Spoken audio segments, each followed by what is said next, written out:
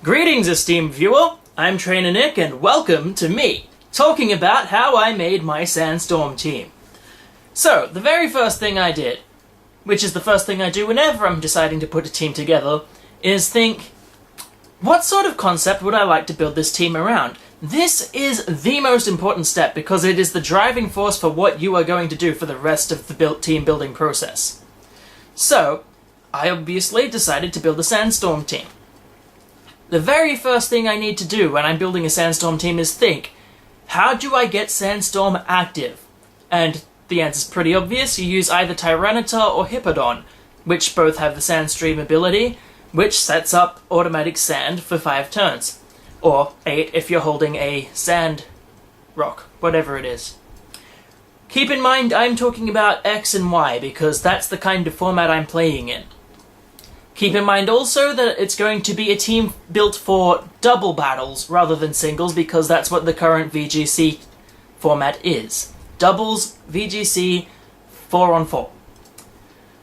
So, after looking at my 2 Sandstreamers, and by the way, it is important to have the weather set up as an ability. If you set up the weather with the weather-inducing move, like Sunny Day, Rain Dance, Sandstorm, or I think it's just called Hail, which is really boring. You are wasting a turn that Pokemon could be attacking, could be doing anything else. Even if it's just using Protect, that turn is important. So you want a Pokemon with the ability.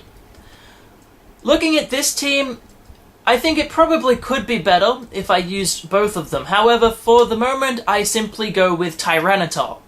It is easily my favorite of the 2 Sandstreamers, and I like what it can do better for this team. I have decided that this team is going to be based around attacking, using the sand as extra damage, rather than defending. If I was using Hippowdon, I'd probably be looking at a defending sand team. So, after we've chosen our Sandstreamer, we look back and we think about what Sandstorm can do. So Sandstorm boosts the special defense of rock types by 50%. It does a residual amount of damage, 1/16 of the Pokemon's health as damage at the end of every turn. Unless they are rock, ground, or steel. And it activates the abilities Sand Rush, Sand Force, and Sand Veil. Sand Veil increases evasion in the sand, Sand Force increases the power of rock, ground, and steel type attacks in sand, and Sand Rush doubles the Pokemon's speed in sand. After that, we look at which Pokemon are legal in the X and Y format. Now, to be legal in the X and Y format, the Pokemon has to have a Kalos Dex number, which a lot of Pokemon do. The majority of Pokemon, 451 of them, do. The other ones don't. Which unfortunately leaves out Sandrush Excadrill.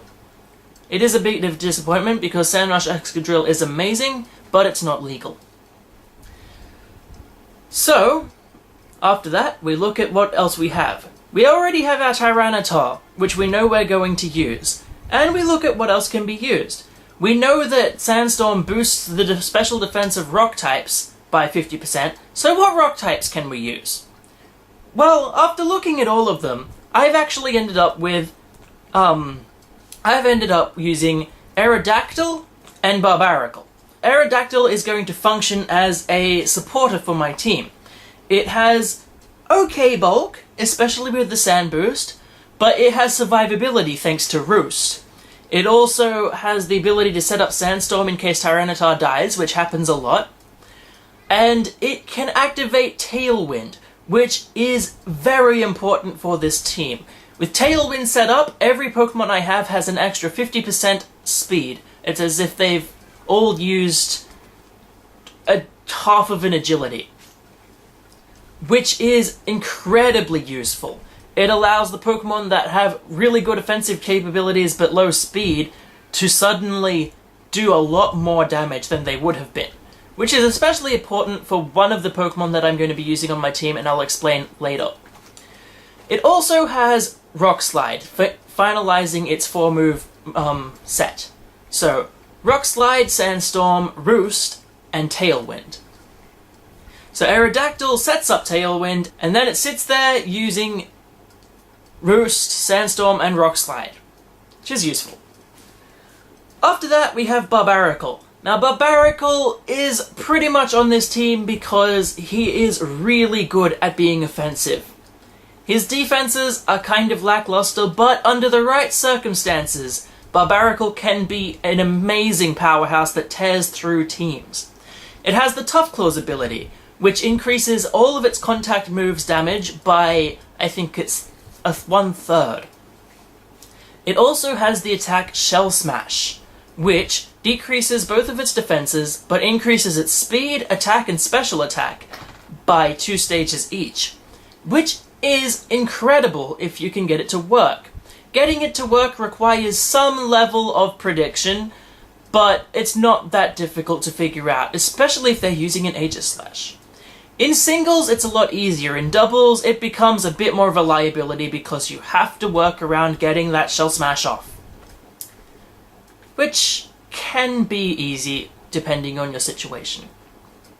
So we already know that I've got Tyranitar, Aerodactyl, and Barbaracle. Tyranitar is an Assault Vest Tyranitar, because with the boosted special defense from Sandstorm, with the special defense boost from the Assault Vest, and with Tyranitar's already decent special defense, Tyranitar now becomes able to handle a great deal of special attacks. But with the Assault Vest, it can only use damaging moves. Now for my Tyranitar, I've decided to use Crunch, Dragon Tail, Earthquake, and Rock Slide. Rock Slide because it hits both sides of their team and has the flinch chance. Earthquake because it hits all other Pokemon and is a very powerful move. It can hit my partner Pokemon, but since that Pokemon tends to be Aerodactyl or Gliscor, both of which fly, it's not a huge problem. Dragon Tail is great for getting rid of threats that you don't want there immediately, and if I had Stealth Rock on my team, I don't at the moment, but if I had Stealth Rock, it would be an excellent phasing move for making them Stealth Rock themselves to death. And Crunch is there for, spread, a bit of moveset variety. It's not a Mega Tyranitar because, 1, I think Mega Tyranitar's design looks stupid, and 2, I'm saving the Mega Stone for another Pokemon on my team. Now, having covered the rocks, we look at other Pokemon we can have here. So the other Pokemon were chosen for their ground typing. You'll notice I don't have any Steel types on this team, mostly because I think Steel is a stupid type anyway. So, the first one I'll talk to you about is my Gliscor. My Gliscor runs Toxicor Poison Heal, so it has longevity. It also has Roost, so Gliscor can stay around for a while. Its other moves are Earthquake, U-Turn, and Knockoff. Knockoff has become very good in this generation. It gets rid of opponents' items, it also works to scout what kind of Pokemon they are running, and it's got decent power now. Roost, as I've said before, gives Gliscor boost Gliscor's longevity a bit more. U-Turn acts as a utility move, allowing Gliscor to get out of the battle if it really wants to. And Earthquake, as I've said before, damage.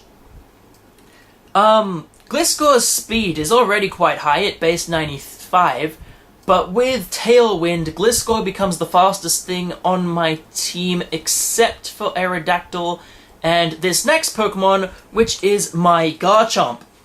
Now the Garchomp I'm running is Jolly. Its current ability is Sand Veil. However, it holds the Garchompite so it can Mega Evolve into Mega Garchomp, and that's where it becomes really good with Tailwind. When it becomes Mega Garchomp, it loses 4 base speed stats. It actually becomes slower as it Mega Evolves, but it gets the ability Sand Force, which boosts the power of Rock, Ground, and Steel moves by 50%. Which is why my Garchomp, Dragonstone, runs Earthquake, Iron Head, and Rock Slide. As I've already said, Rock Slide is a great spread move. Earthquake is a great spread move. And Iron Head is extraordinarily surprising when they bring out their fairies and you throw Iron Head at their fairy. With the speed boost, you're probably outspeeding them. Fairies aren't very good at physical defense anyway, and Iron Head has the chance for flinching.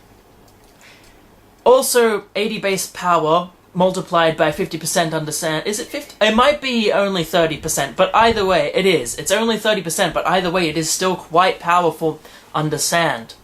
Earthquake with stab and the plus 30% from sand is incredible, and its last move is Dragon Claw for stab and a bit of variation.